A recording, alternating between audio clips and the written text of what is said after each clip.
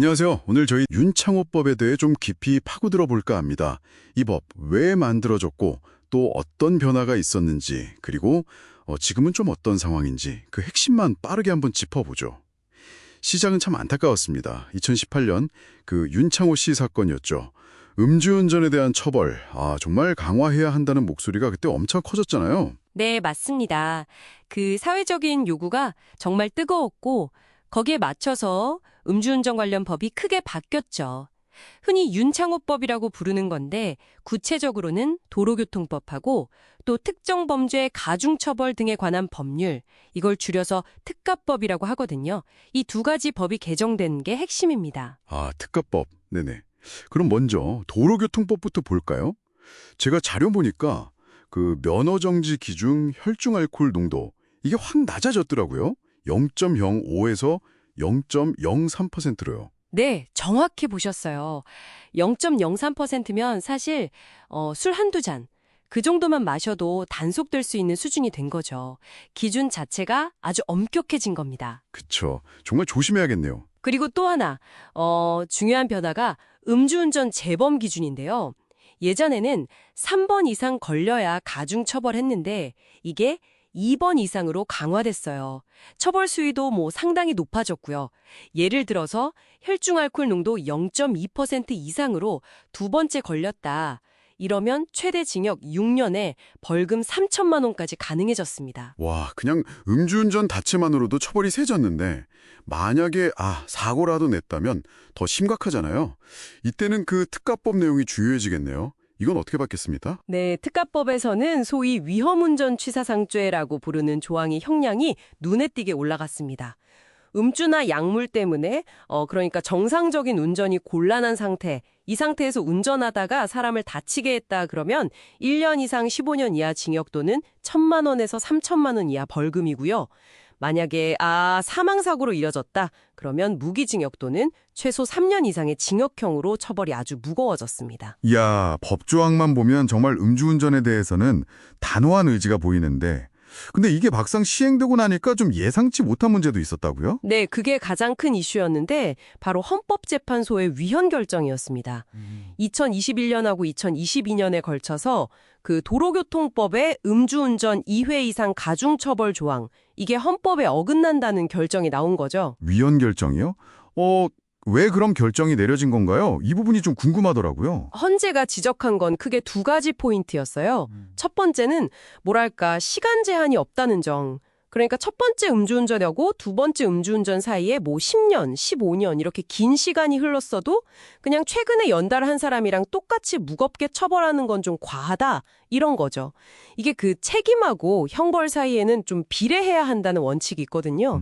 거기에 맞지 않는다고 본 겁니다. 너무 오래전 일까지 똑같이 보는 건 좀 그렇다. 네, 그렇죠.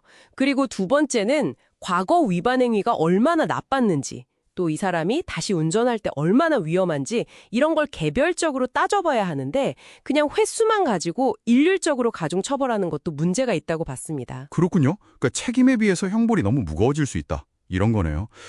그럼 이 위헌 결정 때문에 실제 법 적용하는 데는 혼란이 좀 있었겠는데요? 네, 파장이 상당히 컸습니다. 그 조항으로 재판받고 있거나 심지어 이미 유죄 판결 받은 사람들한테까지 다 영향을 미쳤고요.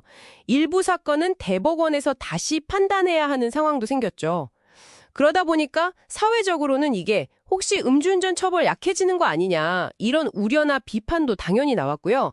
법 취지가 좀 흔들리는 거 아니냐는 목소리도 있었죠. 헌재 결정 말고 또 다른 쟁점도 자료에 있었던 것 같은데요. 그 특가법 적용 문제요? 네, 그것도 중요한 지점입니다. 아까 말씀드린 특가법상 위험운전 치사상죄 있잖아요. 이게 적용되려면 정상적인 운전이 곤란한 상태였다는 걸 검사가 입증해야 하거든요. 근데 법원에서 이걸 굉장히 엄격하게 봐요. 그냥 혈중 알코올 농도가 높다는 것만으로는 잘 인정을 안 해주고 비틀거리면서 운전했는지, 사고 경위는 어땠는지 이런 걸 다 종합적으로 보거든요.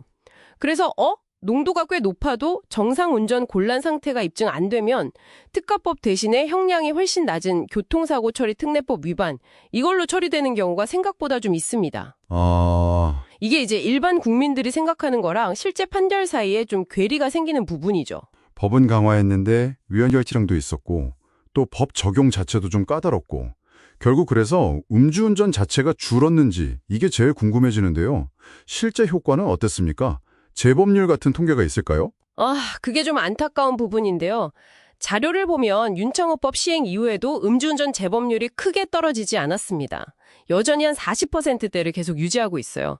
가장 최근 통계인 2023년 기준으로 봐도 여전히 43% 수준이니까 음주운전으로 걸린 사람 10명 중에 4명 이상은 결국 또 음주운전을 한다는 거죠.